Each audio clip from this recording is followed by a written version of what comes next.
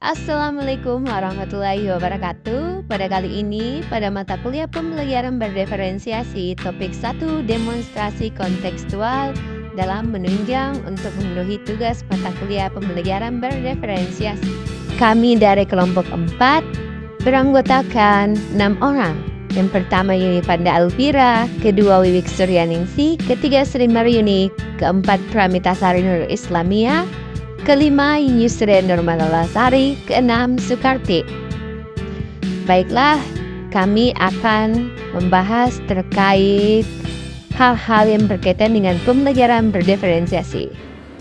Pembelajaran berdiferensiasi dimulai dari pengertiannya bahwa serangkaian keputusan yang dibuat oleh guru yang berorientasi pada kebutuhan siswa. Beberapa pendapat daripada para ahli dikemukakan oleh pendapat dari Tomlinson, kemudian pendapat Briggs and Magee.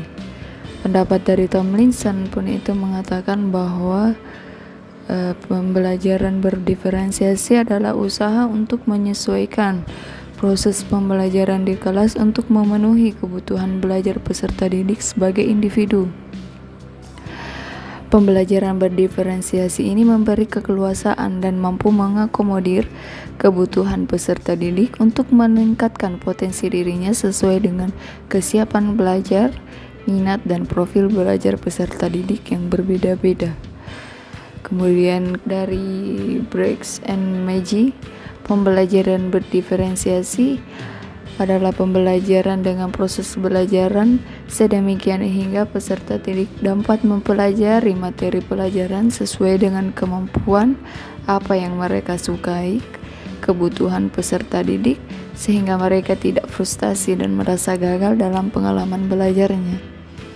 Jadi bisa disimpulkan bahwa pembelajaran berdiferensiasi adalah usaha guru untuk menyesuaikan proses pembelajaran di kelas untuk memberi keleluasaan dan mampu mengkoordinir kebutuhan peserta didik untuk meningkatkan potensi dirinya sesuai dengan kesiapan belajar, minat, dan profil atau gaya belajar peserta didik yang berbeda-beda sehingga mereka tidak merasa gagal dalam pengalaman belajarnya. Teori pendukung pembelajaran berdiferensiasi terdiri atas 5. Yang pertama, teori sistem ekologi yang dicetuskan oleh Yuri Bronfenbrenner, merupakan ahli yang mengemukakan teori sistem mengenai ekologi yang menjelaskan perkembangan individu dalam interaksinya dengan lingkungan di luar dirinya yang terus-menerus mempengaruhi segala aspek perkembangan. Teori ini menyatakan bahwa perkembangan anak dipengaruhi oleh interaksi dalam lingkungan sosial, di mana anak tinggal, baik di lingkungan keluarga, sebaya, sekolah, dan masyarakat. Adapun 5 sistem ekologi tersebut meliputi 1. Mikrosistem atau perhubungan dengan jenis pola asuh anak di rumah. 2. Mesosistem atau hubungan antara dalam mikrosistem. 3. Ekosistem, kondisi yang mempengaruhi perkembangan anak. 4. Makrosistem atau subkultur tertentu atau subsistem akan mempengaruhi perkembangan karakter anak. 5. Kronosistem atau dimensi waktu yang menuntun perjalanan setiap level sistem dari mikro dan Baik, berikut terkait contoh teori sistem ekologi yang meliputi 5 sistem ekologi. Jadi, teori ekologi perkembangan Bronfenbrenner memandang bahwa perkembangan karakter anak diperoleh dari interaksi antara individu anak dengan lingkungannya. Jika lingkungannya baik, maka anak tersebut akan berpotensi untuk memiliki karakter yang baik.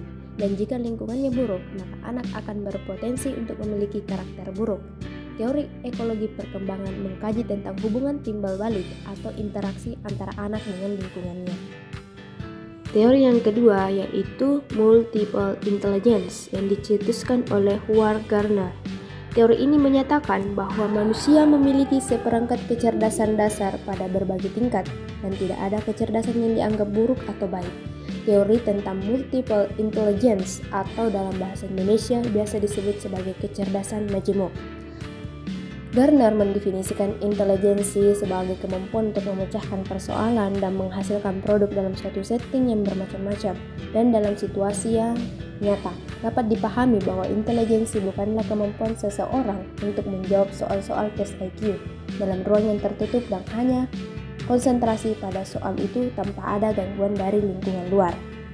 Pada teori multiple intelligence ini disebutkan ada 8 bentuk kecerdasan, yaitu visual spasial, yaitu kemampuan pada bidang ruang dan gambar, verbal linguistik, yaitu kemampuan berbahasa, musikal, kemampuan membuat melodi dan memainkan alat musik, logis matematis, yaitu kecerdasan dalam matematika dan logika, kinestetik jasmani, kemampuan dalam koordinasi anggota tubuh, interpersonal, yaitu kemampuan untuk bermasyarakat, intrapersonal, yaitu kecerdasan introspeksi diri, dan naturalistik, yaitu kemampuan untuk mengenali atau mengkategorikan benda alam. Adapun contoh dari teori kedua ini yaitu dapat kita lihat di slide sebagai berikut. Teori yang ketiga yaitu Zone of Proximal Development atau ZPD atau zona perkembangan proksimal. Sebuah teori yang pertama kali dikenalkan oleh Lev Vygotsky. Dapat dikatakan bahwa setiap peserta didik memiliki ZPD yang berbeda-beda. Maka dari itu, bimbingan dan instruksi dengan kadar yang sesuai sangat dibutuhkan untuk dapat mengembangkan potensi masing-masing peserta didik. Pada teori ini terdapat 2 level yang ukuran kemampuan dan potensi peserta didik, yaitu tingkat perkembangan aktual dan tingkat perkembangan potensial. Tingkat perkembangan aktual peserta didik adalah ketika dia bekerja untuk menyelesaikan tugas atau soal tanpa bantuan orang lain. Sedangkan tingkat perkembangan potensial adalah tingkat dari kompetensi peserta didik yang dapat tercapai ketika dia dibantu oleh orang lain. Perbedaan di antara kedua tingkat kemampuan tersebut termasuk dalam ZPD. Adapun contoh dari teori ketiga ini sebagai berikut. Konsep ini menekankan pentingnya memahami tingkat perkembangan aktual peserta didik dan memberikan bimbingan sesuai dengan zona perkembangan potensial mereka. Teori yang keempat yaitu teori kognitif biasa atau Jean William Page biasa. Teori kognitif biasa memberikan penekanan pada peran dan proses kognitif atau kemampuan berpikir dalam pembelajaran. Kemampuan berpikir seseorang memungkinkannya untuk belajar dengan cara menciptakan dan membangun pengetahuan bersamaan dengan cara pembelajar atau peserta didik, mencoba memaknai berbagai pengalaman yang diperolehnya. Manusia belajar dari interaksinya dengan semua objek dan kejadian di lingkungannya melalui 3 proses sebagai berikut. Pertama, asimilasi, yakni penyatuan informasi baru ke struktur kognitif yang sudah terbentuk atau skema.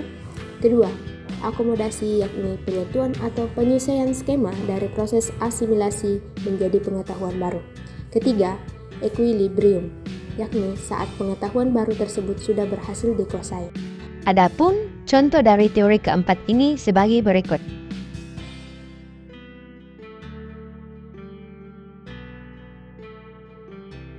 Teori yang kelima yaitu learning modalities atau gaya belajar. Modalitas dalam belajar berkaitan dengan gaya belajar peserta didik.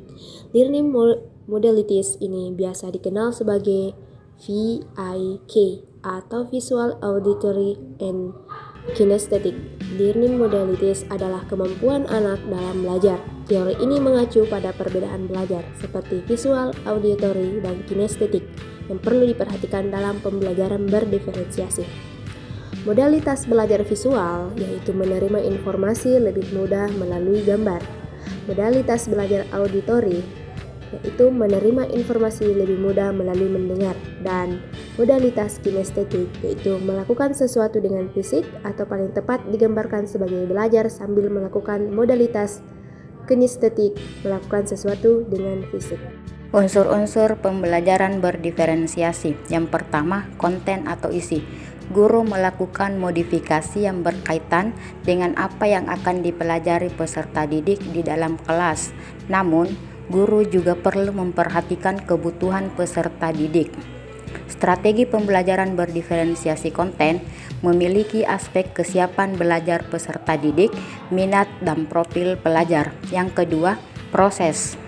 Diferensiasi pada proses, peserta didik mendapatkan informasi tentang pembelajaran yang baru dan mendapatkan cara belajar yang sesuai dengan kemampuan peserta didik. Yang ketiga, produk. Diferensiasi pada produk berupa hasil dan tugas pembelajaran untuk mendapatkan hasil belajar yang baik pada peserta didik. Tugas dan penilaian dibuat secara beragam, namun masih memicu pada tujuan pembelajaran yang sama. Dan yang keempat, lingkungan belajar. Lingkungan belajar merupakan kondisi yang berasal dari luar yang memiliki pengaruh kepada peserta didik. Lingkungan belajar yang kondusif dan nyaman dapat membuat peserta didik menjadi lebih fokus. Oleh karena itu, kondisi lingkungan belajar sangat mendukung pembelajaran yang berdiferensiasi. Ciri-ciri pembelajaran berdiferensiasi. Yang pertama, bersifat proaktif. Bersifat proaktif artinya sejak awal pembelajaran, guru secara aktif sudah mengantisipasi kelas yang akan diajarnya. Caranya adalah dengan merencanakan pembelajaran yang berbeda-beda untuk setiap peserta didiknya. Yang kedua, menekankan kualitas daripada kuantitas. Kualitas dari tugas yang dikerjakan peserta didik menjadi fokus utama dalam pembelajaran diferensiasi daripada kualitas tugas yang diberikan. Jadi, bukan berarti peserta didik yang sudah selesai mengerjakan tugasnya akan diberikan lagi tugas tambahan yang sama, tapi peserta didik tersebut akan diberikan tugas lain yang berbeda agar dapat menambah keterampilannya. Yang ketiga, berakar pada asesmen. Dalam pembelajaran diferensiasi, guru selalu melakukan berbagai asesmen untuk mengetahui kondisi dan tingkat pemahaman peserta didik pada setiap pembelajaran. Nantinya, hasil asesmen ini akan menjadi umpan balik untuk guru agar dapat menyesuaikan pembelajaran sesuai dengan kebutuhan peserta didik. Yang keempat, menyediakan berbagai pendekatan. Menyediakan berbagai pendekatan dalam konten, proses pembelajaran, produk yang dihasilkan dan juga lingkungan belajar. Dalam pembelajaran diferensiasi, ada 4 unsur yang dapat disesuaikan dengan tingkat kesiapan peserta didik dalam mempelajari materi, minat dan gaya belajar mereka, yaitu konten, apa yang dipelajari, proses bagaimana mempelajarinya, produk apa yang dihasilkan setelah mempelajarinya, dan lingkungan belajar, iklim belajarnya. Yang kelima, berorientasi pada peserta didik. Dalam hal ini, tugas yang diberikan kepada peserta didik disesuaikan dengan tingkat pengetahuan awal mereka terhadap materi yang akan diajarkan, sehingga guru perlu merancang pembelajaran yang sesuai dengan tingkat kebutuhan peserta didiknya. Dengan kata lain, guru akan lebih banyak mengatur waktu, ruang dan kegiatan yang akan dilakukan peserta didik selama pembelajaran daripada hanya menjelaskan materi saja. Yang keenam, campuran dari pembelajaran individu dan klasikal. Pembelajaran diferensiasi merupakan campuran dari pembelajaran individu dan klasikal. Hal ini bisa dilihat dari penerapannya di dalam kelas, di mana guru memberikan kesempatan pada peserta didik untuk belajar bersama-sama secara klasikal, tapi bisa juga belajar secara individu. Dan yang ketujuh, bersifat hidup. Bersifat hidup artinya adanya kolaborasi terus-menerus antara guru dengan peserta didik, termasuk dalam hal menyusun tujuan kelas maupun individu. Guru mengawasi bagaimana pelajaran dapat cocok dengan peserta didik dan bagaimana menyesuaikannya. Ciri-ciri pembelajaran berdiferensiasi menurut Tomlinson. Pembelajaran berdiferensiasi memiliki 4 ciri-ciri, yaitu yang pertama, pembelajaran berfokus pada konsep dan prinsip pokok. Harus berfokus pada kompetensi dasar pembelajaran. Yang kedua, evaluasi kesiapan dan perkembangan belajar peserta didik diakomodasi ke dalam kurikulum. Di sini perlu adanya pemetaan kebutuhan peserta didik, kemudian dimasukkan ke dalam strategi pembelajaran. Yang ketiga, pengelompokan peserta didik dilakukan secara fleksibel. Misalnya, bisa secara mandiri, berkelompok berdasarkan tingkat kecerdasan, berkelompok berdasarkan modalitas belajar, dan lain-lain. Yang keempat, peserta didik secara aktif bereksplorasi di bawah bimbingan dan arahan guru. Pembelajaran berdiferensiasi ini berpusat kepada peserta didik. Kelebihan pembelajaran berdiferensiasi yang pertama, meningkatkan motivasi belajar peserta didik. Pembelajaran berdiferensiasi memungkinkan siswa untuk belajar dalam cara yang paling cocok untuk mereka. Ketika siswa menemukan bahwa pembelajaran mereka relevan, menantang dan sesuai dengan minat kebutuhan mereka, mereka cenderung lebih termotivasi untuk belajar. Kedua, peserta didik menjadi lebih terlibat dan fokus di kelas. Jika strategi pengajaran tidak sesuai dengan kebutuhan peserta didik, maka peserta didik dapat kehilangan fokus. Sebaliknya, peserta didik akan terpicu dan terlibat di dalam kelas apabila tugas dan aktivitas yang dilakukan merupakan pilihannya sendiri. Ketiga, mendorong kreativitas dan inovasi. Pembelajaran berdiferensiasi memberikan kesempatan bagi siswa untuk memilih metode belajar yang mereka sukai, mengeksplorasi topik yang menarik, dan menyelesaikan tugas-tugas yang mendorong kreativitas dan inovasi. Kemudian yang keempat, mengembangkan kemampuan sosialnya. Ketika siswa bekerja dalam kelompok yang berbeda-beda, mereka belajar untuk bekerja sama, berkomunikasi secara efektif, dan menghargai perbedaan pendapat dan gaya belajar antar siswa. Kekurangan pembelajaran berdiferensiasi. Yang pertama, persiapan yang memakan waktu. Guru harus dihadapkan dengan berbagai macam perangkat pembelajaran dan juga perangkat evaluasi yang banyak, sehingga tak jarang guru kurang memiliki waktu persiapan yang cukup untuk menerapkannya. Kedua, tidak efektif untuk kelas yang terlalu besar. Pembelajaran berdiferensi dapat menjadi tidak efektif dalam kelas yang terlalu besar, karena guru mungkin tidak dapat memberikan perhatian individu yang cukup kepada setiap siswanya. Pengajar harus dapat mendampingi serta menangani semua peserta didik di dalam kelasnya. Yang ketiga, mengeluarkan biaya yang cukup besar. Beberapa kasus guru membutuhkan berbagai alat peraga dan perlengkapan lainnya untuk memudahkan proses belajar. Peserta didik diberikan beragam pilihan bahan pembelajaran yang didasarkan pada tingkat kesiapan dan gaya belajar mereka. Artinya, pengajar harus dapat mengumpulkan beragam bahan pembelajaran untuk mengakomodasi kebutuhan setiap peserta didik terpenuhi.